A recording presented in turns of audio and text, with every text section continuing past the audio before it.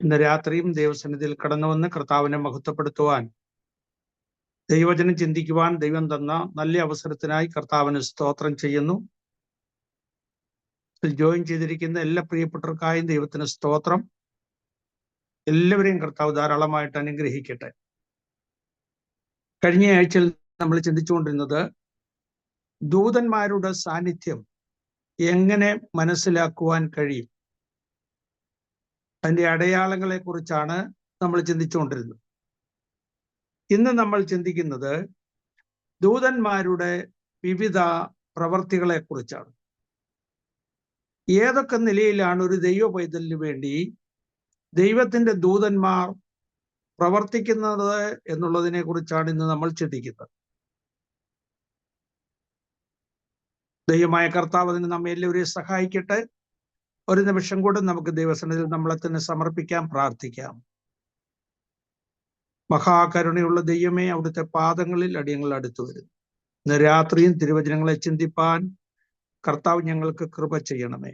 ഞങ്ങൾ പഠിക്കുന്ന എല്ലാ വചനങ്ങളും ഞങ്ങളുടെ ജീവിതത്തിന് അനുഗ്രഹമാക്കണമേ. തിരുവചനം ഉള്ളതിൻ വണ്ണം അതിൽ പ്രാഗൽഭ്യത്തോടെ പഠിപ്പിക്കുവാൻ കർത്താവ് അടിയനെ ബലപ്പെടുത്തണമേ.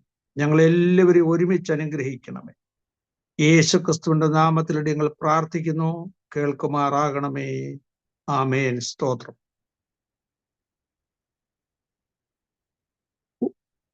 ദൈവരാജ്യത്തിന്റെ പ്രജകളായ ദൈവമക്കളുടെ ഉത്തരവാദിത്വം ദൂതന്മാർ ഏറ്റെടുക്കുന്നത് ബേസിക് ആയിട്ടുള്ള കാര്യം നമ്മൾ ചിന്തിച്ചു. ലൂക്കോസിന്റെ സുവിശേഷം 12-ാം അധ്യായം 8-ാമത്തെ വാക്യം. ഭൂമിയിൽ ഒരു വ്യക്തി യേശുക്രിസ്തുവിനെ സ്വന്തം രക്ഷിതാവായി സ്വീകരിച്ച് കർത്താവിനെ ഏറ്റുപറയുമ്പോൾ ആ നിമിഷത്തിൽ തന്നെ ദൈവം ദൂതന്മാരുടെ മധ്യേ അവനെ ഏറ്റുപറയും. അപ്പോൾ മുതൽ ദൂതന്മാർ നമ്മുടെ ഉത്തരവാദിത്വം ഏറ്റെടുക്കും. നിന്റെ എല്ലാ വഴികളിലും നിന്നെ കാക്കേണ്ടതിന് അവൻ നിന്നെക്കുറിച്ച് തൻ്റെ ദൂതന്മാരോട് കൽപ്പിക്കും. അതുമുതൽ ദൂതന്മാർ നമ്മുടെ ഉത്തരവാദിത്വം ഏറ്റെടുക്കുന്നു. ഏറ്റെടുക്കുന്ന നിമിഷം മുതൽ ദൂതന്മാര് അന്യനിമിഷം ദൈവമുഖത്തേക്ക് നോക്കിക്കൊണ്ടിരിക്കുകയാണ്. നമ്മളെ സംരക്ഷിക്കുമ്പോൾ തന്നെ അവർ ദൈവമുഖത്തേക്ക് നോക്കുന്നു. കഴിഞ്ഞ ആഴ്ചയിൽ ഞാനൊരു കാര്യം ഓർപ്പിക്കുകയുണ്ടായി. ഞാൻ നിനക്ക് ദൃഷ്ടി വെച്ച് ആലോചന പറഞ്ഞു തരും. കണ്ണുകൊണ്ടാണ് ദൈവം നമുക്ക് ആലോചന നൽകുന്നത്. ദൈവത്തിന്റെ കണ്ണിലേക്ക് നോക്കിയിരുന്നെങ്കിൽ മാത്രമേ കണ്ണിന്റെ ചലനം കൊണ്ട്, നോട്ടം കൊണ്ട് നമുക്ക് ആലോചനകൾ മനസ്സിലാക്കിയെടുക്കാൻ കഴിയുള്ളൂ. കൊണ്ട് ദൈവമുഖത്തേക്ക് നോക്കണം. നമ്മുടെ കണ്ണിന്റെ ചുറ്റിലുമായിട്ട് 140 മസിൽസ് ഉണ്ടെന്നാണ് പലരും പറഞ്ഞ് ഞാൻ കേട്ടിട്ടുള്ളത്. അത് എങ്ങനെയൊക്കെ ചലിക്കുന്നു എന്നുള്ളതിന്റെ അർത്ഥത്തിലാണ് കണ്ണിന്റെ ഇമ വെട്ടുന്നത്. കണ്ണ് ചലിക്കുന്നതനുസരിച്ചാണ് ഓരോ കാര്യങ്ങൾ മനസ്സിലാക്കാൻ കഴിയുന്നത്. അതിനെക്കുറിച്ചൊക്കെയുള്ള ഉദാഹരണങ്ങൾ ഞാൻ അന്ന് ഓർപ്പിക്കുകയുണ്ടായി കഴിഞ്ഞ ആഴ്ച. അപ്പോൾ ദൈവമുഖത്തേക്ക് നോക്കിയെങ്കിൽ മാത്രമേ ദൈവം തരുന്ന ആലോചനകൾ മനസ്സിലാക്കാൻ നമുക്ക് കഴിയൂ. ഈ ദൂതന്മാർ ദൈവമുഖത്തേക്ക് എപ്പോഴും നോക്കിക്കൊണ്ടിരിക്കുകയാണ്. കാരണം ദൈവത്തിൽ നിന്ന് ലഭിക്കുന്ന ആലോചനയ്ക്ക് അനുസരിച്ച് പ്രവർത്തിക്കാൻ അവർ നോക്കിക്കൊണ്ടിരിക്കുക. മത്തായിയുടെ സുവിശേഷം 18-ാം അധ്യായം 10-ാമത്തെ വാക്യം ഒരിക്കൽ കൂടെ നമുക്ക് വായിക്കാം. മത്തായിയുടെ സുവിശേഷം 18-ാം അധ്യായം 10-ാമത്തെ വാക്യം. ഈ എളിയവരിൽ ഒരുത്തനെ തുച്ഛീകരിക്കാതിരിപ്പാൻ നോക്കുവീൻ. അവരുടെ ദൂതന്മാർ എപ്പോഴും ദൈവമുഖത്തേക്ക് നോക്കിക്കൊണ്ടിരിക്കുന്നു. നമ്മെ ശുശ്രൂഷിപ്പാൻ നമ്മോടുകൂടെയുള്ള ദൂതന്മാർ എപ്പോഴും ദൈവത്തിന്റെ മുഖത്തേക്ക് നോക്കിക്കൊണ്ടിരിക്കുകയാണ്. അവിടുന്ന് ഒരു കാര്യം നമ്മൾ ഓർക്കണം. രക്ഷിക്കപ്പെട്ട ഒരു ദൈവ പൈതൽ എത്ര ചെറിയവനാണെങ്കിലും നിസ്സാരനാണെങ്കിലും അവനെ തുച്ഛീകരിക്കരുത്. ദൂതന്മാരുടെ പ്രൊട്ടക്ഷനിലുള്ള ഒരു വ്യക്തിയാണ്. കഴിഞ്ഞ ആഴ്ച നമ്മൾ ഓർത്തു, വലിയ വലിയ ആളുകൾക്കാണ് പ്രൊട്ടക്ഷൻ ഒക്കെ ഉള്ളത്. എന്നാൽ ഒരു ദൈവപൈതൽ ദൈവരാജ്യത്തിന്റെ അംഗമായി ചേർന്ന് കഴിയുമ്പോൾ, ആ ലൈനിൽ ആയി കഴിയുമ്പോൾ തന്നെ അവന് പ്രൊട്ടക്ഷൻ ലഭിക്കുകയാണ്. ദൈവത്തിന്റെ പ്രോട്ടോകോൾ അനുസരിച്ചുള്ള പ്രൊട്ടക്ഷനാണ് അവന് ലഭിക്കുന്നത്. ദൂതന്മാരിങ്ങനെ ദൈവത്തെ നോക്കിക്കൊണ്ടിരിക്കുകയാണ്. അതുകൊണ്ട് ദൂതന്മാരുടെ കാവലിലുള്ള ഒരു വ്യക്തിയെ കുറിച്ച് നിങ്ങൾ നിസ്സാരനെന്ന് കരുതാൻ ഇടയാകരുത്, തുച്ഛീകരിക്കാൻ ഇടയാകരുത്. അവരുടെ ദൂതന്മാർ ദൈവമുഖം കണ്ടുകൊണ്ടിരിക്കുകയാണ്. അങ്ങനെ ദൈവമുഖത്തു നിന്ന് എപ്പോൾ ഒരു ഓർഡർ കിട്ടുന്നോ, ആ ഓർഡർ അനുസരിച്ച് പ്രവർത്തിക്കാൻ തയ്യാറായിട്ട് അവര് നോക്കിക്കൊണ്ടിരിക്കുകയാണ്. മത്തായിയുടെ സുവിശേഷം 18-ാം അധ്യായത്തിന്റെ 10-ാം വാക്യത്തിലാണ് നമ്മളത് കാണുന്നത്. അപ്പോൾ ദൈവം ദൃഷ്ടി വെച്ച് ആലോചന പറഞ്ഞു കൊടുക്കും. അതനുസരിച്ച് അവര് പ്രവർത്തിക്കുകയും ചെയ്യും. അപ്പോൾ തന്നെ നമ്മൾ ചെയ്യുന്ന ഓരോ കാര്യങ്ങളും ദൂതന്മാര് ശ്രദ്ധിച്ചുകൊണ്ടിരിക്കുകയാണ്. എന്നിട്ട് ദൈവത്തെ നോക്കുമ്പോൾ ദൈവത്തിങ്കിലേക്ക് നമ്മുടെ റിപ്പോർട്ടുകൾ അയച്ചുകൊണ്ടിരിക്കുകയാണ്. അനുനിമിഷവും നമ്മുടെ കാര്യങ്ങൾ ദൈവസന്നിധിയിൽ അറിയിക്കുന്നത് ദൂതന്മാരാണ്. ഒരു ദൂതനല്ല, അവരുടെ ദൂതന്മാർ എന്നാണ് പറഞ്ഞിരിക്കുന്നത്. അപ്പോൾ ദൂതന്മാര് നമ്മുടെ കാര്യങ്ങൾ യഥാസമയം കറക്റ്റായിട്ട് ദൈവസന്നിധിയിൽ എത്തിക്കുന്നുണ്ട് എന്നുള്ള കാര്യം നമ്മൾ മറന്നു പോകരുത്. നമ്മൾ പറയുന്ന കാര്യങ്ങൾ, ചെയ്യുന്ന കാര്യങ്ങൾ, നമ്മുടെ പ്രവൃത്തികൾ, നമ്മുടെ ചിന്തകൾ, വിചാരങ്ങൾ എല്ലാം ദൈവസന്നിധിയിൽ എത്തിക്കുവാൻ ദൂതന്മാർക്ക് കഴിയും. പത്രപ്രവർത്തകരെ പോലെ, മാധ്യമ പ്രവർത്തകരെ പോലെ നമ്മുടെ കാര്യങ്ങളെല്ലാം സ്വർഗത്തിൽ റിപ്പോർട്ട് ചെയ്യുന്നത് ദൂതന്മാരാണ്. അതുകൊണ്ടാണ് ദൂതന്മാർ എപ്പോഴും ദൈവമുഖത്തേക്ക് നോക്കുന്നത്, നമ്മെക്കുറിച്ച് ദൈവത്തോട് ഓർപ്പിക്കുവാൻ വേണ്ടി. അങ്ങനെ നമ്മൾ ചെയ്യുന്ന കാര്യങ്ങൾ ഓർപ്പിക്കുമ്പോൾ തന്നെ നമ്മൾ അനുസരണക്കേട് കാണിച്ചാൽ, തെറ്റ് ചെയ്താൽ, ആ കാര്യം കൂടെ ദൂതന്മാർ ദൈവത്തെ അറിയിക്കും. അപ്പൊ ഒന്നാമത് ദൂതന്മാർ ചെയ്യുന്നത് ദൈവമുഖത്തേക്ക് നോക്കി നമ്മുടെ കാര്യങ്ങൾ ദൈവത്തെ അറിയിക്കുന്നു. ദൈവത്തിങ്കിൽ നിന്നുള്ള കാര്യങ്ങൾ, റിപ്പോർട്ടുകൾ കേട്ടിട്ട് അതനുസരിച്ച് നമുക്ക് വേണ്ടി പ്രവർത്തിക്കുന്നു. രണ്ടാമത് നമ്മൾ ഒരു കാര്യം ഓർക്കണം, ദൂതനോട് വിഘടിക്കരുത്. പുറപ്പാട് പുസ്തകം 23-ാം അധ്യായം 15 മുതലുള്ള വാക്യങ്ങൾ, വഴിയിൽ നിന്നെ കാക്കേണ്ടതിനും നിനക്ക് മുമ്പേ കടന്നുപോയി വഴിയൊരുക്കേണ്ടതിനും ഞാൻ എൻ്റെ ദൂതനെ നിനക്ക് മുമ്പായിട്ട് അയക്കുന്നു.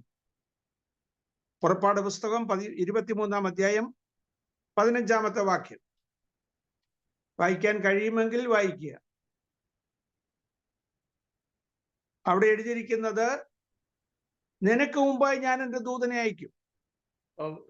പുറപ്പാട് 23-15 അല്ലേ പറഞ്ഞേ? അതെ. അത് പുളിപ്പില്ലാത്ത അപ്പത്തിന്റെ ഉത്സവം ആചരിക്കണം. പറഞ്ഞു, വായിച്ചു, വായിച്ചു. പുളിപ്പില്ലാത്ത അപ്പത്തിന്റെ ഉത്സവം ആചരിക്കണം. ഞാൻ നിന്നോട് കൽപ്പിച്ചതുപോലെ ആബീബ് മാസത്തിൽ നിശ്ചയിച്ച സമയത്ത് 7 ദിവസം പുളിപ്പില്ലാത്ത അപ്പം തിന്നുക. അന്നല്ലോ നീ മിസ്രയീമിൽ നിന്ന് പുറപ്പെട്ടു പോകുന്നത്. എന്നാൽ വെറും കൈയോടെ നിങ്ങൾ എന്റെ മുമ്പാകെ വരരുത്. വയലിൽ വിതച്ച വിതയുടെ ആദ്യ ഫലം എടുക്കുന്ന കൊയ്ത്തു പെരുന്നാളും ആണ്ടറുതിയിൽ വയലിൽ നിന്ന് നിന്റെ വേലയുടെ ഫലം കൂട്ടിത്തീരുമ്പോൾ കായ്കനി പെരുന്നാളും ആചരിക്കണം. സംവത്സരത്തിൽ 3 പ്രാവശ്യം നിന്റെ ആണുങ്ങളെല്ലാം കർത്താവായ യഹോവയുടെ മുൻപാകെ വരണം. എന്റെ യാഗരക്തം പുളിപ്പുള്ള അപ്പത്തോടുകൂടെ അർപ്പിക്കരുത്. എന്റെ യാഗമേധസ് ഉഷകാലം വരെ ഇരിക്കുകയും അരുത്. ഓക്കെ. നിന്റെ ഭൂമിയുടെ ആദ്യ വിളവുകളിലെ പ്രഥമ ഫലം നിന്റെ ദൈവമായ യഹോവയുടെ ആലയത്തിൽ കൊണ്ടുവരണം. ആട്ടിൻകുട്ടിയെ തള്ളയുടെ പാലിൽ പാകം ചെയ്യരുത്. ഇതാ വഴിയിൽ നിന്നെ കാക്കേണ്ടതിനും ഞാൻ നിയമിച്ചിരിക്കുന്ന സ്ഥലത്തേക്ക് നിന്നെ കൊണ്ടുപോകേണ്ടതിനും ഞാൻ ഒരു ദൂതനെ നിന്റെ മുമ്പിൽ അയക്കുന്നു. നീ പല പല പ്രമാണങ്ങൾ പറഞ്ഞു കൊടുത്തിട്ടാണ് പറയുന്നത് വഴിയിൽ നിന്നെ കാക്കേണ്ടതിന് ഞാൻ എൻ്റെ ദൂതനെ നിനക്ക് മുമ്പായിട്ട് അയക്കുന്നു. അടുത്ത വാചകം കൂടെ വായിക്കുക. നീ അവനെ ശ്രദ്ധിച്ച് അവന്റെ വാക്ക് കേൾക്കണം, അവനോട് വിഘടിക്കരുത്. അവന്റെ വാക്ക് കേൾക്കണം, അവനോട് വിഘടിക്കരുത്, അവനോട് വിഘടിക്കരുത്. അവൻ നിങ്ങളുടെ അതിക്രമങ്ങളെ ക്ഷമിക്കുകയില്ല. അവൻ നിങ്ങളുടെ അതിക്രമങ്ങളെ ക്ഷമിക്കുകയും. എന്റെ നാമം അവനിൽ ഉണ്ട്. ദൈവം നമ്മോടൊപ്പം നമ്മുടെ മുമ്പിൽ നടന്നുപോയി വഴി നിരപ്പാക്കുവാൻ നമുക്ക് വേണ്ടി പ്രവർത്തിക്കുവാൻ ആക്കിയിരിക്കുന്ന ദൂതനെ നമ്മൾ ശ്രദ്ധിച്ചിട്ട് അവന്റെ വാക്ക് കേൾക്കണം. ദൂതൻ തരുന്ന ആലോചനയ്ക്ക് അനുസരിച്ച് വേണം മുന്നോട്ട് പോകാൻ. ഇല്ലെങ്കിൽ അവൻ നിന്റെ അതിക്രമങ്ങളെ ക്ഷമിക്കത്തില്ല. തെറ്റ് ചെയ്താൽ ദൂതൻ ക്ഷമിക്കത്തില്ല. ദൂതൻ ശിക്ഷ പറയും. ആ ശിക്ഷ നമ്മൾ അനുഭവിക്കേണ്ടി വരും. ദൈവമക്കളായ പലരും അനുഭവിക്കുന്ന പല ശിക്ഷയുടെയും കാരണം ദൂതന്റെ വാക്ക് കേൾക്കാതെ പ്രവർത്തിക്കുന്നതിന്റെ ശിക്ഷയാകാം. നമുക്കറിയാവുന്ന ഒരു കാര്യം പറയാം. ഒരു ദൈവദാസൻ ദേവാലയത്തിൽ ശുശ്രൂഷിക്കുമ്പോൾ ദൈവത്തിന്റെ ദൂതൻ പ്രത്യക്ഷനായി. നിനക്കൊരു മകനുണ്ടാകുമെന്ന് പറഞ്ഞു. നിന്റെ പ്രാർത്ഥനയ്ക്ക് ഉത്തരമായി നിന്റെ ഭാര്യ ഒരു മകനെ പ്രസവിക്കുമെന്ന് പറഞ്ഞു.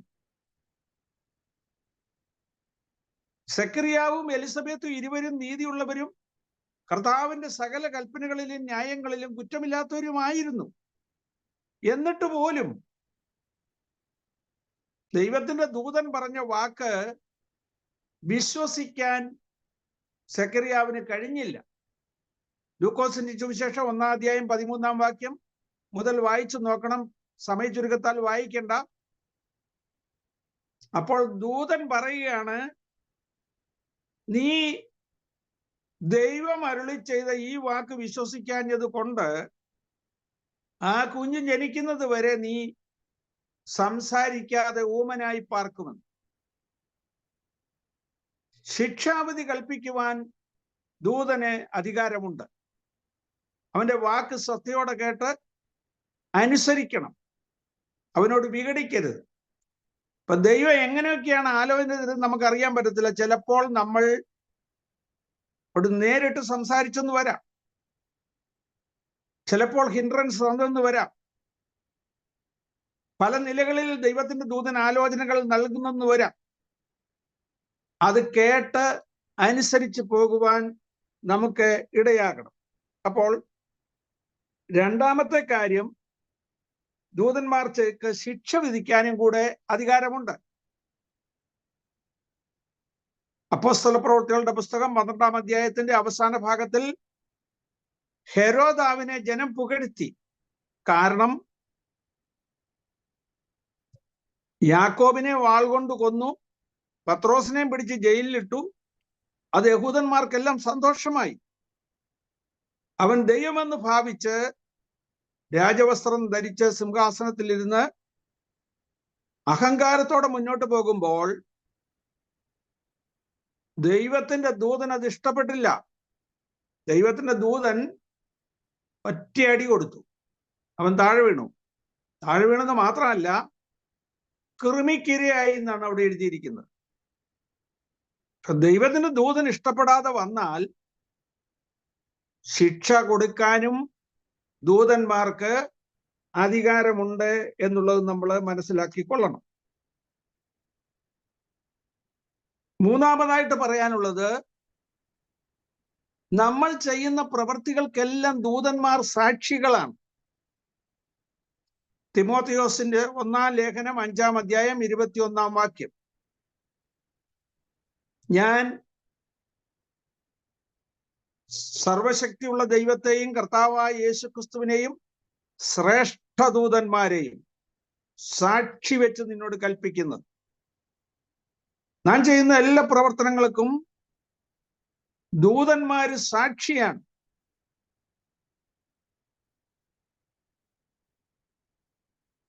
അവർ ശ്രദ്ധിച്ചുകൊണ്ടിരിക്കുകയാണ്. നമ്മുടെ വീട്ടിൽ എന്തൊക്കെയാണ് പറയുന്നത്, നമ്മൾ എന്തൊക്കെയാണ് ചെയ്യുന്നത്. ദൈവസന്നിധിയിൽ ഒരു വാക്ക് പറയാൻ നീ ബന്ധപ്പെടരുത്.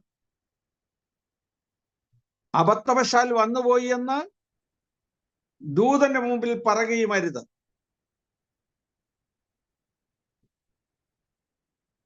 ദൈവസന്നിധിയിൽ നമ്മൾ പറയുന്ന കാര്യങ്ങൾ ദൂതൻ പ്രത്യേകം ശ്രദ്ധിക്കും. വീട്ടിൽ പറയുന്ന കാര്യങ്ങൾ ശ്രദ്ധിക്കും. നമ്മൾ ചെയ്യുന്ന എല്ലാ കാര്യങ്ങളും ശ്രദ്ധിക്കും. അതുകൊണ്ട് എല്ലാത്തിനും ദൂതനാണ് സാക്ഷിയായിട്ട് നിൽക്കുന്നത്. നമ്മുടെ ഭവനത്തിൽ ദൂതന്മാർ കാവലുണ്ട്. അവർ എപ്പോഴും സാക്ഷിയായിട്ടിരിക്കുന്നു എന്നുള്ള കാര്യം ഓർക്കണം. നാലാമത് പറയാനുള്ളത്, നമ്മളെ ശക്തിപ്പെടുത്തുവാൻ ദൂതന്മാർക്ക് കഴിയും. നമ്മുടെ കർത്താവായ യേശുക്രിസ്തു ബലഹീനനായി തീർന്നപ്പോൾ, ലൂക്കോസിന്റെ സുവിശേഷം 22-ാം അധ്യായം 43-ാം വാക്യം, ലൂക്കോസ് ചാപ്റ്റർ 22 വേഴ്സ് 43,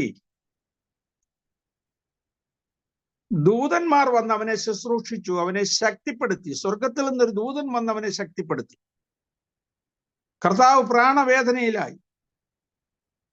അവന്റെ രക്തം വിയർപ്പ് തുള്ളികളായി, അതിവേദനയിലായി, ശക്തി ക്ഷയിച്ചു. ദൈവത്തിന്റെ ദൂതൻ കടന്നു വന്ന് അവനെ ശക്തിപ്പെടുത്തി. പലയിടത്തും നമുക്കറിയാം, ശക്തി നഷ്ടപ്പെട്ടവരായിരുന്ന ആളുകളെയൊക്കെ ശക്തിപ്പെടുത്തിയത് ദൈവത്തിന്റെ ദൂതന്മാര് വന്നാണ്. ന്യായാധിപന്മാരുടെ പുസ്തകം 6-ാം അധ്യായം 14-ാം വാക്യത്തിൽ ഗിദെയോനോട് പറയുന്നു, നീ ഈ ബലത്തോടെ പോക. അവനെ ബലപ്പെടുത്തി. അവൻ പേടിച്ച് മിദ്യാന്യരുടെ കയ്യിൽ ഗോതമ്പ് അകപ്പെടാതിരിപ്പാൻ ഒഫ്രയുടെ മുന്തിരിച്ചക്കിന് അരികെ വെച്ച് ഗോതമ്പ് മെതിക്കുകയായിരുന്നു. കരിവേലകത്തിന് കീഴിൽ ദൂതൻ വന്നിരുന്നു. ഗസ വരെയുള്ള സ്ഥലങ്ങളിലെ ഗോതമ്പ് മുഴുവൻ മിദ്യാന്യർ കൊയ്തുകൊണ്ട് പോവുകയാണ്. അതൊക്കെ ഇസ്രായേലിന്റെ സ്ഥലമായിരുന്നു. അവരതിക്രമിച്ച് വന്ന് കൊയ്തുകൊണ്ട് പോവുകയാണ്. ഓഫ്രയിലെ യോവാശിന്റെ കരിവേലകത്തിന്റെ കീഴിൽ ദൂതൻ വന്നിരുന്നു. ഇവൻ ധൈര്യത്തോടെ അവിടെ വന്ന് ഗോതമ്പ് മെതിക്കുമ്പോൾ ദൂതൻ പറയുകയാണ്, അല്ലയോ പരാക്രമശാലിയെ. അവന് ഭയപ്പെട്ടു പോയി. പക്ഷെ ദൂതൻ പറഞ്ഞു, കുഴപ്പമില്ല, ഈ ബലത്തോടെ പൊക്കോ. അവൻ അങ്ങോട്ട് ചെന്ന് അവന്റെ അപ്പന്റെ വീട്ടിലെ കാളയെ പിടിച്ച് ഈ യാഗം കഴിച്ചു. അവിടുത്തെ ബലിപീഠമെല്ലാം ഇടിച്ചു കളഞ്ഞു. ധൈര്യത്തോടുകൂടെ, ഒരു പേടിയിൽ. കാരണം ദൈവം ബലപ്പെടുത്തി വിട്ടിരിക്കുക, ദൂതന്മാര് ബലപ്പെടുത്തിയിരിക്കുക. രാവിലെ ആൾക്കാരെല്ലാം വന്നു, നിന്റെ മകനെ ഇങ്ങോട്ട് ഇറക്കിവിടെ, അവനെ കൊല്ലണമെന്ന് പറഞ്ഞു. അപ്പനൊരു കാര്യം പറഞ്ഞു, ബാൽ ദൈവമെങ്കിൽ അവൻ വ്യവഹരിക്കട്ടെ, ബാലിന് വേണ്ടി നിങ്ങളോ വ്യവഹരിക്കുന്നത്. അത്ര ധൈര്യത്തോടെ നിൽക്കാൻ കഴിഞ്ഞത് ദൂതൻ ബലപ്പെടുത്തിയത് കൊണ്ടാണ്. നമ്മുടെ ജീവിതത്തിൽ വലിയ പ്രതിസന്ധികൾ നേരിടുമ്പോൾ, ബലം ക്ഷയിക്കുമ്പോൾ, നമുക്ക് കഴിയില്ല എന്ന് തോന്നുന്ന സാഹചര്യങ്ങളിൽ നമ്മെ ശക്തിപ്പെടുത്തുവാൻ, ബലപ്പെടുത്തുവാൻ ദൈവത്തിന്റെ ദൂതന്മാർക്ക് കഴിയും. രാജാക്കന്മാരുടെ പുസ്തകത്തിൽ 1-ാം പുസ്തകം 19-ാം അധ്യായം, അവിടെ ഏലിയാവ് ആഹാബിനെ ഭയന്ന് ഓടിപ്പോകുമ്പോൾ ചൂരച്ചെടിയുടെ കീഴിൽ കിടന്നുറങ്ങി. അതിനു മുമ്പായിട്ട് ഓബദ്യാവിനോട് ഏലിയാ പറയുകയാണ്, ഞാൻ ഇവിടെ ഉണ്ടെന്ന് ആഹാബിനോട് ചെന്ന് പറ. ഓബദ്യാവ് പറഞ്ഞത്, എനിക്ക് ഭയമാണ്, ഞാൻ ചെന്ന് പറയും, ദൈവത്തിന്റെ ദൂതൻ വന്ന് നിന്നെ എടുത്തോണ്ട് പോകും, രാജാവ് വരുമ്പോ അവിടെ കാണത്തില്ല, അവസാനം എന്നെ കൊല്ലും, ഞാൻ ഒളിപ്പിച്ചെന്ന് പറയും. ഏലിയ പറഞ്ഞു, ഒന്നും പേടിക്കേണ്ട, ധൈര്യമായിട്ട് പോയി പറഞ്ഞു, ഞാൻ ഇവിടെ തന്നെ കാണും, ഞാൻ ഇന്ന് എന്നെ തന്നെ വെളിപ്പെടുത്തും. ഈ ധൈര്യം എവിടുന്ന് കിട്ടി? ദൈവത്തിന്റെ ദൂതന്മാർ ബലപ്പെടുത്തി കഴിഞ്ഞാൽ പേടിക്കേണ്ട കാര്യമില്ല. ഒരു ദൂതൻ നമ്മുടെ പുറകിലുണ്ടെങ്കിൽ എന്ത് ഭയം! എത്ര ശത്രുക്കൾ വന്നാലും എതിർത്ത് നിൽക്കാൻ തക്കവണ്ണം ദൂതന്മാർ നമ്മോടൊപ്പം ഉണ്ടായിരിക്കും. ഏലിയാവ് ചോദിച്ചിട്ട് തള്ളിക്കിടന്നുറങ്ങി. ദൂതൻ വന്നു, തട്ടി ഉണർത്തി, എഴുന്നേറ്റ് തിന്നുക എന്ന് പറഞ്ഞു. അവൻ എണീറ്റപ്പോൾ കനലിന്മേൽ ചുട്ട ഒരടയും ഒരു തുരുത്തി വെള്ളവും അവിടെ ഇരിക്കുന്നു. സന്തോഷമായിട്ട് കഴിച്ചിട്ട് വീണ്ടും കിടന്നുറങ്ങി. രണ്ടാം പ്രാവശ്യം ദൂതൻ വന്നവനെ തട്ടി ഉണർത്തി. അന്നേരം പറഞ്ഞത്, എഴുന്നേറ്റ് തിന്നുക, നിനക്ക് ദൂരയാത്ര ചെയ്യാനുണ്ടല്ലോ. അവൻ ചാടി എഴുന്നേറ്റ് വീണ്ടും അപ്പം കഴിച്ചു, വെള്ളം കുടിച്ചു. ആ ബലം കൊണ്ട് അവൻ 40 രാവും 40 പകലും നടന്നു. അത്ര ശക്തി അവന് ലഭിക്കുവാനിടയായി. ശക്തിമാന്മാരുടെ അപ്പം തിന്നാൽ ശക്തി ഉണ്ടാകും. ഭക്ഷണമില്ലാതെ വാടി കുഴഞ്ഞ് ശക്തി ക്ഷയിക്കുമ്പോൾ ദിവ്യഭോജനം കൊടുത്ത് മനുഷ്യരെ ബലപ്പെടുത്തുവാൻ ദൂതന്മാർക്ക് കഴിയും.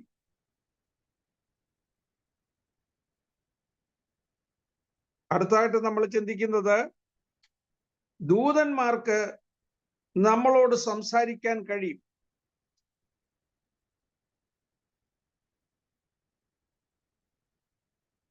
മത്തായിയുടെ സുവിശേഷം 1-ാം അധ്യായം 20-ാമത്തെ വാക്യം. അവിടെ യോസഫിനോട് ദൈവത്തിന്റെ ദൂതൻ സംസാരിക്കുന്നു. 2-ാം അധ്യായത്തിൽ, മത്തായിയുടെ സുവിശേഷം 2-ാം അധ്യായത്തിൽ 3 പ്രാവശ്യം ദൂതൻ യോസഫിനോട് സംസാരിക്കുന്നുണ്ട്. മറിയമിൽ ഉൽപാദിതമായ കുഞ്ഞ് ദൈവത്തിന്റെ ആത്മാവിനാൽ ജനിക്കുന്നതാണെന്നും അവനെ യേശു എന്ന് പേരിടണമെന്നും ഒക്കെ പറയുന്നുണ്ട്. അത് കഴിഞ്ഞ് അമ്മയെ ശിശുവിനെയും കൂട്ടിക്കൊണ്ട് ഈജിപ്തിലേക്ക് പോകാൻ പറയുന്നു. അവിടെ നിന്ന് മിസ്രൈമിൽ വെച്ച് പ്രത്യക്ഷപ്പെട്ടിട്ട് ആ രാജാവ് മരിച്ചുപോയി, നീ തിരിച്ച് ഇസ്രയേലിലേക്ക് പോക എന്ന് പറഞ്ഞിട്ട് അവിടുന്ന് വീണ്ടും സംസാരിക്കും. അങ്ങോട്ടും ഇങ്ങോട്ടും ഒക്കെ സംസാരിക്കുന്നു. ഇനി നിങ്ങൾ നോക്കുക, മനോഹരമായിട്ട് സംസാരിക്കുന്നു. ഷിംശോന്റെ അമ്മ, അപ്പൻ, അവര് വയലിലിരിക്കുമ്പോൾ ദൈവത്തിന്റെ ദൂതൻ വന്നു.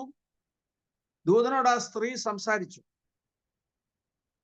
എന്നിട്ട് പറഞ്ഞു, നിനക്കൊരു മകൻ ജനിക്കും, അവൻ ജീവപര്യന്തം യഹോവയ്ക്ക് നാസിറായിരിക്കണം, അവൻ വീഞ്ഞും മദ്യവും ഉപയോഗിക്കരുത്, അവന്റെ തലയിൽ ക്ഷൗരക്കത്തി തൊടരുത്. അപ്പൻ പറഞ്ഞു, നിന്റെ അടുക്കൽ വന്ന ആ ദൂതൻ എന്റെ അടുത്തുകൂടെ ഒന്ന് വരാൻ വേണ്ടി നമുക്ക് പ്രാർത്ഥിക്കാമെന്ന്. അവർ രണ്ടുപേരും കൂടെ പ്രാർത്ഥിച്ചു. ആ ദൂതൻ വീണ്ടും പ്രത്യക്ഷപ്പെട്ടു, മനോഹയോട് സംസാരിച്ചു. അവർ പറഞ്ഞതുപോലെ ചെയ്തു.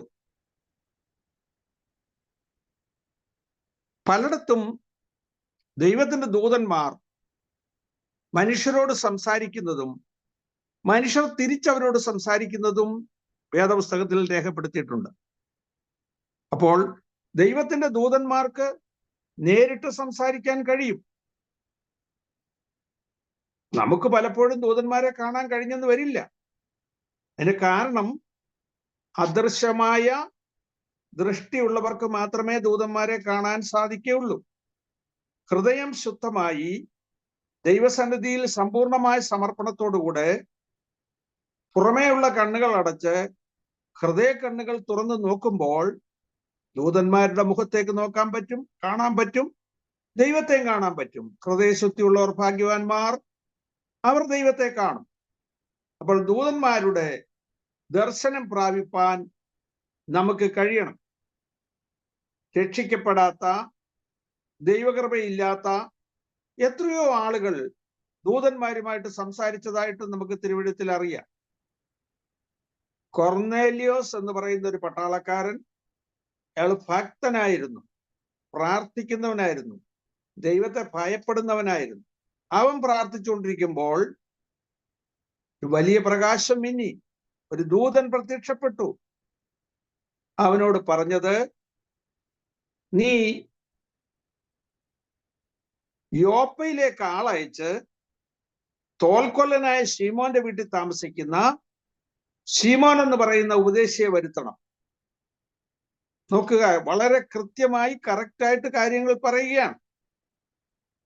ഇങ്ങനെ പലരോടും ദൈവത്തിന്റെ ദൂതന്മാർ സംസാരിച്ചതായി തിരുവെഴുത്തിൽ വായിക്കുന്നു. അപ്പോൾ ദൈവത്തിന്റെ ദൂതന്മാർ നമ്മളോട് സംസാരിക്കും, അതിനവർക്ക് കഴിവുണ്ട്. ഇനി ഒരു കാര്യം കൂടെ, ആലോചനകൾ പറഞ്ഞു കൊടുക്കുവാൻ ദൂതന്മാർക്ക് കഴിയും. ഇങ്ങനെ ചെയ്യണം, എങ്ങനെ ചെയ്യണം, അരുളപ്പാടുകൾ, ദർശനങ്ങൾ, വെളിപ്പാടുകൾ ഒക്കെ നമുക്ക് നൽകുവാൻ ദൂതന്മാർക്ക് കഴിയും. ദൈവത്തിന്റെ ദൂതന്മാർ ദിവ്യ ദർശനങ്ങൾ നൽകി നമ്മെ അരുളപ്പാടുകൾ അറിയിക്കും. ഇനി നമ്മൾ ചിന്തിക്കുകയാണെങ്കിൽ, ഭൂമിയിലെ ജീവിതകാലം തുടങ്ങുമ്പോൾ മുതൽ, അഥവാ രക്ഷിക്കപ്പെട്ട സമയം മുതൽ മരണം വരെ ദൂതന്മാർ പല നിലകളിൽ ഇടപെടുന്നു എന്നുള്ളത് നമുക്കറിയാം.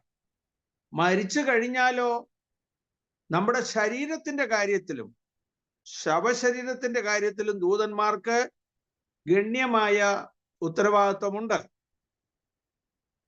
ലാസർ മരിച്ചപ്പോൾ ദൂതന്മാർ അവനെ അബ്രഹാമിന്റെ മടിയിലേക്ക് കൊണ്ടുപോയി. മരിച്ചു കഴിയുമ്പോഴും അനാഥരായി വിടത്തില്ല. അടക്ക ശുശ്രൂഷയിൽ, അടക്കാരാധനയിലും ദൂതന്മാർക്കൊരു പങ്കുണ്ട്. അവർ കടന്നു വന്ന് ഒരു ദൈവ പൈതലിന്റെ അടക്ക ശുശ്രൂഷയിലും പങ്കെടുക്കും, അവർക്ക് വേണ്ടി പ്രവർത്തിക്കും. പ്രധാന ദൂതനായ മീഖായേൽ മോശയുടെ ശരീരത്തെക്കുറിച്ച് പിശാചിനോട് തർക്കിച്ചു വാദിക്കുമ്പോൾ ഒരു ദൂഷണവിധി ഉച്ചരിക്കാൻ തുനിയാതെ കർത്താവ് നിന്നെ ഫൽസിക്കട്ടെ എന്ന് പറഞ്ഞതേ ഉള്ളൂ. യൂദായുടെ ലേഖനം 9-ാമത്തെ വാക്യം. നോക്കുക, ദൈവദാസന്മാരുടെ മരണത്തിലും ചിലപ്പോൾ അവരുടെ ജീവിതത്തിൽ വന്നുപോയ ബലഹീനതകളെ എടുത്തു കാണിച്ച് സാത്താൻ വാദിച്ചു എന്ന് വരാം. ആ ശവശരീരം പോലും വിട്ടുകൊടുക്കാതെ അവരെ കൊണ്ടുപോകുവാൻ, തുടർന്നുള്ള ശേഷക്രിയകൾ ചെയ്യുവാൻ ദൂതന്മാർ സന്നദ്ധരാണ്. ആ കാര്യത്തിലും ദൂതന്മാർ വളരെ ഉത്തരവാദിത്തോടെ പ്രവർത്തിക്കുന്നു എന്ന് നമുക്ക് മനസ്സിലാക്കാം. അപ്പോൾ വിവിധ നിലകളിൽ നമ്മോടുള്ള ബന്ധത്തിൽ ദൈവത്തിന്റെ ദൂതന്മാര് പ്രവർത്തിക്കും എന്നുള്ളത് നമ്മൾ മനസ്സിലാക്കുക.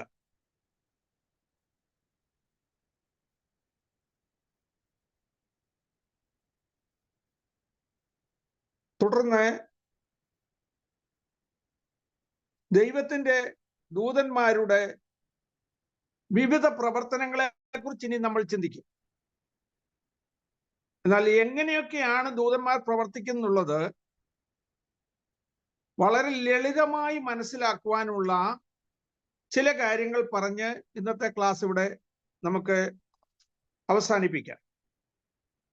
ഇപ്പം ദൈവത്തിന്റെ ദൂതന്മാർ ദൈവമുഖം കണ്ടുകൊണ്ടിരിക്കുന്നു, നോക്കിക്കൊണ്ടിരിക്കുന്നു, കാര്യങ്ങൾ ദൈവത്തിൽ നിന്ന് മനസ്സിലാക്കി ഓർഡർ അനുസരിച്ച് നമുക്ക് വേണ്ടി പ്രവർത്തിക്കുന്നു. ദൈവത്തിന്റെ ദൂതന്മാർ നാം ചെയ്യുന്ന പ്രവൃത്തികൾക്കെല്ലാം സാക്ഷിയായിരിക്കുന്നു. മറക്കാതെ ചിന്തിക്കേണ്ട കാര്യങ്ങൾ, നമ്മെ ശക്തിപ്പെടുത്തുവാൻ, ബലപ്പെടുത്തുവാൻ ദൈവത്തിന്റെ ദൂതന്മാർക്ക് കഴിയും. നമുക്ക് വഴി കാണിച്ചു തരുവാൻ, ആലോചന പറഞ്ഞു തരുവാൻ ദൈവത്തിന്റെ ദൂതന്മാർക്ക് കഴിയും. അരുളപ്പാടുകൾ, ദർശനങ്ങൾ, വെളിപ്പാടുകൾ നമുക്ക് നൽകി നമ്മെ മുന്നോട്ട് നടത്തുവാൻ ദൈവത്തിന്റെ ദൂതന്മാർക്ക് കഴിയും. നമ്മോട് സംസാരിക്കുവാനും നമുക്ക് വേണ്ടി പ്രവർത്തിക്കുവാനും ദൈവത്തിന്റെ ദൂതന്മാർ മുന്നോട്ട് വരും. നമുക്ക് അവരോടും സംസാരിക്കാൻ കഴിയും. ദൈവത്തിന്റെ ദൂതനുമായിട്ട് നിരന്തര സംസാരത്തിൽ ഏർപ്പെടുവാൻ ഒരു ദൈവപൈതലിന് കഴിഞ്ഞാൽ അത് അവന്റെ ഭാഗ്യമാണ്.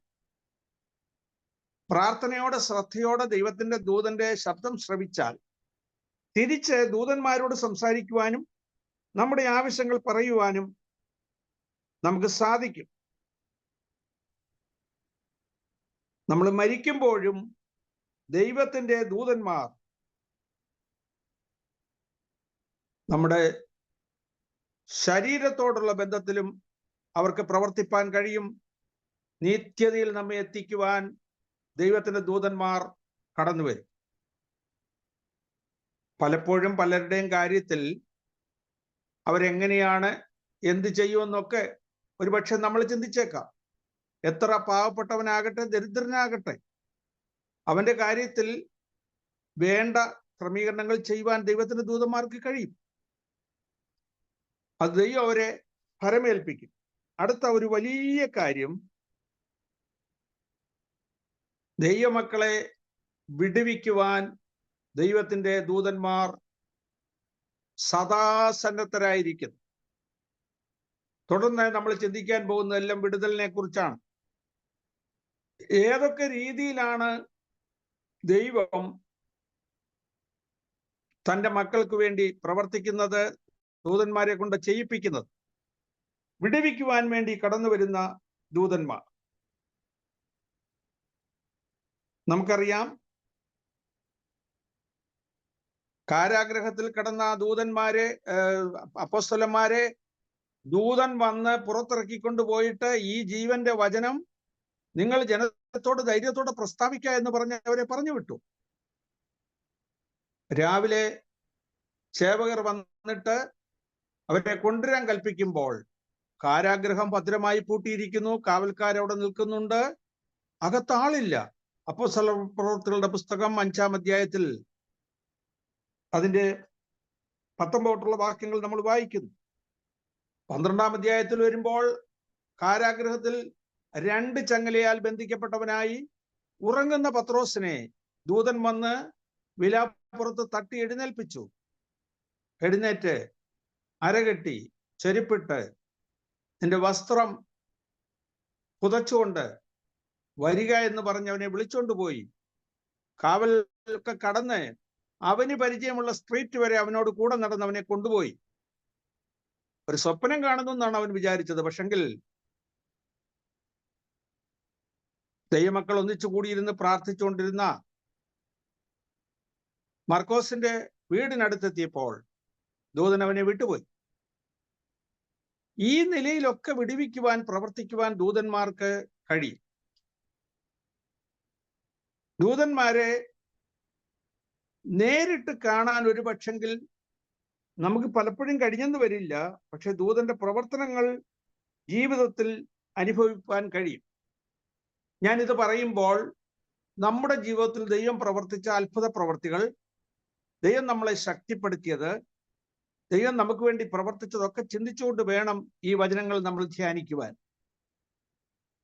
പലപ്പോഴും അപകടങ്ങൾ ഉണ്ടായപ്പോൾ നമ്മുടെ പ്രാണന് ഒന്നും സംഭവിക്കാതെ അത്ഭുതകരമായിട്ട് ദൈവം സൂക്ഷിച്ചത് ദൂതന്മാരുടെ ഇടപെടലുകൾ കൊണ്ടായിരുന്നു എന്ന് നമ്മൾ മനസ്സിലാക്കണം. ശക്തി ക്ഷയിച്ച് മരണത്തോടടുത്തുപോയ സാഹചര്യങ്ങളിലൊക്കെ നമ്മെ വിടുവിച്ചത് ദൈവത്തിന്റെ ദൂതന്മാരുടെ കരസ്പർശനമായിരുന്നു എന്നുള്ളത് നമ്മൾ മനസ്സിലാക്കും. അങ്ങനെ വിടുവിക്കുന്ന വിടുതലുകളെ കുറിച്ച് ഒരു കാര്യം കൂടെ ഓർപ്പിച്ച് ഇന്നത്തെ ക്ലാസ് അവസാനിപ്പിക്കണം. അബ്രഹാമിനോടുള്ള ബന്ധത്തിൽ ദൈവം അബ്രഹാമിനോട് സംസാരിക്കുന്നു, അബ്രഹാം ദൈവത്തോട് സംസാരിക്കുന്നു. അവിടെ ശ്രദ്ധിക്കുക, ഉൽപ്പത്തി പുസ്തകം 18-ാം അധ്യായം. അബ്രഹാം നോക്കുമ്പോൾ 3 പുരുഷന്മാർ തനിക്ക് നേരെ നിൽക്കുന്നത് കണ്ടു. ദൈവദൂതന്മാരെന്ന് അറിയാതെ തന്നെ അവൻ നിലം വരെ കുനിഞ്ഞ് അവരെ എതിരേറ്റു. അവർക്ക് ഭക്ഷണം ഉണ്ടാക്കി കൊടുത്തു. ദൂതന്മാര് വന്നിട്ട് പറയുകയാണ്, നിന്റെ ഭാര്യ സാറ ഒരു മകനെ പ്രസവിക്കും. അതൊരു വാഗ്ദത്ത നിവൃത്തിയാണ്. പക്ഷേ ആ കാര്യത്തിൽ അവർക്ക് വലിയ വിശ്വാസമില്ലായിരുന്നു. സാറ ചിരിച്ചു. ദൂതൻ ചോദിച്ചെന്തിനാ ചിരിച്ചതെന്ന്. ഇതെല്ലാം കഴിഞ്ഞ് ദൂതന്മാർ പോകുമ്പോൾ അബ്രഹാം അവരെ യാത്ര അയക്കാൻ കൂടെ പോയി. അതാണ് അതിൻ്റെ ഒരു മാന്യത എന്ന് പറയുന്നത്. വീട്ടിൽ വന്ന അതിഥികളെ അവരോട് കൂടെ അല്പദൂരം ചെന്ന് യാത്ര അയക്കുക. അങ്ങനെ യാത്ര അയക്കാൻ പോയപ്പോൾ അബ്രഹാമിനോട് പറയുന്ന ഒരു വലിയ സത്യമുണ്ട്. 19-ാമത്തെ വാക്യം, ഉൽപ്പത്തി പുസ്തകം 18-ാം അധ്യായത്തിന്റെ 19-ാമത്തെ വാക്യം ഒന്ന് വായിക്കാമോ? 18-19. യഹോവ അബ്രഹാമിനെ കുറിച്ച് അരുളി ചെയ്തത് അവന് നിവർത്തിച്ചു കൊടുപ്പാൻ തക്കവണ്ണം അബ്രഹാം തന്റെ മക്കളോടും തനിക്ക് പിമ്പുള്ള കുടുംബത്തോടും നീതിയും ന്യായവും പ്രവർത്തിച്ചുകൊണ്ട് യഹോവയുടെ വഴിയിൽ നടപ്പാൻ കൽപ്പിക്കേണ്ടതിന് ഞാൻ അവനെ തിരഞ്ഞെടുത്തിരിക്കുന്നു. പിന്നെ യഹോവ സോദോമിന്റെയും ഗൊമോരയുടെയും നിലവിളി വലിയതും അവരുടെ പാപം അതികഠിനവുമാകുന്നു. ഞാൻ ചെന്ന് നോക്കുക, ദൈവം അബ്രഹാമിനെ തിരഞ്ഞെടുത്തത് എന്തിനാണ്? നീയും നിന്റെ മക്കളും കൊച്ചുമക്കളും എല്ലാം ദൈവത്തിന്റെ വഴി പ്രമാണിച്ച് നടക്കേണ്ടതിന് ഞാൻ നിന്നെ തിരഞ്ഞെടുത്തു എന്ന് അബ്രഹാമിനോട് പറയുകയാണ്. അവിടെ ഒരു വലിയ സത്യം ഒളിഞ്ഞു കിടപ്പുണ്ട്.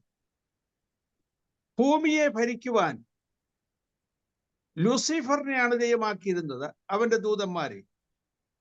അവർ തെറ്റിപ്പോയപ്പോൾ അവരെ മാറ്റി നിർത്തി, അവർക്കൊരു ചാൻസ് കൊടുത്തു. വേണമെങ്കിൽ യഥാസ്ഥാനപ്പെട്ട് വരാമായിരുന്നു. ദൈവം ദീർഘക്ഷമയുള്ളവനാണ്. അതിനുശേഷം മനുഷ്യരെ സൃഷ്ടിച്ചു, ഭൂമിയിലാക്കി. ഈ ഭൂമിയുടെ ചുമതല അവരെ ഏൽപ്പിച്ചു. എന്നാൽ ഈ ലൂസിഫറും അവന്റെ ആൾക്കാരും കൂടെ, അവന്റെ കൂടെ ഉണ്ടായിരുന്ന പ്രധാന ദൂതന്മാരും ആദമിനെ ഹവ്വയെയും വഞ്ചിച്ചു, തെറ്റിലകപ്പെടുത്തി. ഭൂമിയുടെ അവകാശം അവരും കൂടെ കൈയാളി. ദൈവത്തിന്റെ ന്യായാസനത്തിൽ വിധി കൽപ്പിച്ചു. ലൂസിഫറിനെ അന്ധതമസിന്റെ ചങ്ങലയിട്ട് നരകത്തിലാക്കി, അവനെ ബന്ധിച്ചു. പക്ഷെ അവന്റെ അനുയായികളായ ദൂതന്മാർ സ്വർലോകങ്ങളിൽ ഉണ്ടായിരുന്നു. സ്വർലോകങ്ങളിലെ ദുഷ്ടാത്മസേന അവരെ മാറ്റി നിർത്തിയതാണ്. അത് കഴിഞ്ഞപ്പോൾ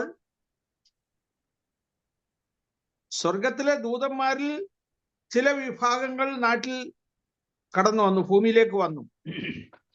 ലൂസിഫറിന്റെ ആൾക്കാരുടെ കൂടെ ചേർന്നു. അവർ മനുഷ്യരെ തെറ്റിച്ചു. വിവിധങ്ങളായ ദോഷങ്ങൾ മനുഷ്യനെ കൊണ്ട് പ്രവർത്തിപ്പിച്ചു. കുലപാതകം, വ്യഭിചാരം, പരസംഗം, വിഗ്രഹാരാധന, ആഭരണങ്ങള്, ഇങ്ങനെയുള്ള വിവിധ മ്ലേച്ഛതകൾ മനുഷ്യനെ കൊണ്ട് പ്രവർത്തിപ്പിച്ചു. മണി, മാമോൻ എന്ന് പറയുന്ന ദൂതന്റെ അണ്ടറിലാണ് മണി സമ്പ്രദായം തുടങ്ങിയത്. അതിനു മുമ്പ് മൃഗസമ്പത്തായിരുന്നു വലുത്, വാട്ടർ സമ്പ്രദായമായിരുന്നു. അങ്ങനെ ഭൂമിയിൽ മല്ലന്മാരുണ്ടായി. അവരെ നശിപ്പിച്ചു കളയുവാൻ ദൈവം ജലപ്രളയം അയച്ചു. അതും കഴിഞ്ഞു. നിമ്രോദിന്റെ കാലത്ത് ബാബേൽ ഗോപുരം പണിതു. സകല മനുഷ്യരും തങ്ങളുടെ വഴി വഷളാക്കി. വിഗ്രഹാരാധനയിലൂടെ മുന്നോട്ട് പോയി. ബാബേൽ ഗോപുരത്തിൽ, ബാബേൽ ടവറിൽ 12 ചിഹ്നങ്ങൾ അവർ കൊടുത്തിരുന്നതായിട്ടാണ് ചരിത്രം പറയുന്നത്. പാമ്പിന്റെ രൂപത്തിലുള്ള ചിഹ്നങ്ങൾ, വാളും നക്ഷത്രവും, ആഭരണങ്ങൾ, അങ്ങനെ പല പല ചിഹ്നങ്ങൾ കൊടുത്തിരുന്നു. ഇതെല്ലാം വീണുപോയ ദൂതന്മാരുടെ പ്രേരണയാൽ ചെയ്തതാണ്. നിമ്രോദ് ഭൂമിയിലെ ആദ്യത്തെ വീരനായിരുന്നു. അവനും മല്ലന്മാരുടെ കൂട്ടത്തിലുള്ളവനായിരുന്നു. അപ്പോൾ ആ മനുഷ്യരുടെ ഇടയിൽ നിന്നും ദൈവം ആ ഗോപുരത്തെ തകർക്കുവാൻ ഇറങ്ങി വന്നവരെ ചിതറിച്ചു കളഞ്ഞു. അങ്ങനെ ഭൂമിയിൽ എല്ലായിടും അവർ ചിതറിപ്പോയി. എന്നാൽ അബ്രഹാമിനെ ദൈവം വിളിച്ചു വേർതിരിച്ചു. വിഗ്രഹാരാധിയായിരുന്ന, പെശകായിട്ടിരിക്കുന്ന അബ്രഹാമിനെയാണ് വിളിച്ചു വേർതിരിച്ചത്. ഇപ്പോൾ ഇവിടെ പറയുകയാണ്, നിന്നെ, നിന്റെ മക്കളെ, കൊച്ചുമക്കളെ ഒക്കെ ദൈവത്തിന്റെ വഴിയിൽ കൂടെ നടത്തി പ്രമാണം അനുസരിച്ച് കൊണ്ടുവരാൻ വേണ്ടിയാണ് ഞാൻ നിന്നെ തിരഞ്ഞെടുത്തതെന്ന്. അങ്ങനെ ദൈവത്തിന് വേണ്ടി നിലനിൽക്കുന്ന ഒരു സമൂഹത്തെ വാർത്തെടുക്കുവാൻ ദൈവം അബ്രഹാമിനെ തിരഞ്ഞെടുത്തു. അബ്രഹാം അതിനുവേണ്ടി വിളിച്ച് വേർതിരിക്കപ്പെട്ടവനാണ്. അതിനുവേണ്ടിയാണ് ദൂതന്മാർ വന്ന് പറഞ്ഞത്. അതുകൊണ്ടാണ് എബ്രായ ലേഖനം 2-ാം അധ്യായത്തിന്റെ 2-ാം വാക്യത്തിൽ പറയുന്നത്, ദൂതന്മാർ മുഖാന്തരം അരുളി ചെയ്ത വചനം സ്ഥിരമായിരിക്കുകയും ഓരോരോ ലംഘനത്തിനും അനുസരണക്കേടിനും ന്യായമായ പ്രതിഫലം ലഭിക്കുകയും ചെയ്തു എങ്കിൽ കർത്താവ് താൻ പറഞ്ഞു തുടങ്ങിയതും ദൈവം അത്ഭുതങ്ങളാലും അടയാളങ്ങളാലും വിവിധ വീര്യപ്രവൃത്തികളാലും തന്റെ ഇഷ്ടപ്രകാരം പരിശുദ്ധാത്മാവിനെ നൽകിക്കൊണ്ട് സാക്ഷി നിന്നതും കേട്ടവർ നമുക്ക് ഉറപ്പിച്ചു തന്നതുമായ ഇത്ര വലിയ രക്ഷ, ആ വലിയ രക്ഷ കരസ്ഥമാക്കുവാൻ ദൈവം നമ്മെ തിരഞ്ഞെടുത്തോർത്ത് ഞാൻ ദൈവത്തിന് സ്തോത്രം ചെയ്യുന്നു. അബ്രഹാമിലൂടെ ഭൂമിയിലുള്ള സകല ജാതികളും അനുഗ്രഹിക്കപ്പെടും എന്ന വ്യവസ്ഥയിൽ നമുക്കും ആ അനുഗ്രഹിക്കപ്പെട്ട അവസ്ഥയിൽ കടന്നു വരുവാൻ ദൈവം അവസരം ഒരുക്കിയതിൽ നമുക്ക് സന്തോഷിക്കാം. തുടർന്ന് ദൈവത്തിന്റെ ദൂതൻ വിടുവിച്ച വിടുതലിനെ കുറിച്ച് അടുത്ത ആഴ്ച നമുക്ക് ചിന്തിക്കാം. ദൈവമായ കർത്താവേ അനുഗ്രഹിക്കുമാറാകട്ടെ. Praise the Lord.